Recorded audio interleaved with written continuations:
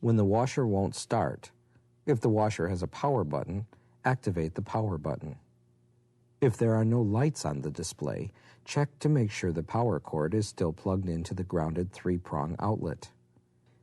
If plugged in, a simple way to check the outlet is to use a known working lamp or hairdryer to check to see if the outlet is operating.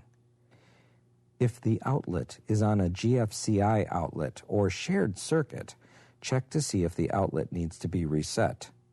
Next, check to see if the fuse is blown or circuit breaker thrown in the household circuit panel. If the outlet is the problem, call an electrician. If there are lights on the display but the washer won't start or run, check to see if the delay feature has been activated.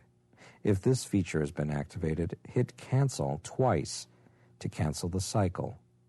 Check to see if the control lock feature has been activated. Check to see if this model has a clean light. If the clean light is on, the door was not opened after the previously completed cycle. Open the door and reclose. Make sure the door has closed completely. Try selecting a cycle again. On this model, the start button must be held down for 1 second or more. If the washer still does not start or run, and/or the display is not working, then a service call may be required.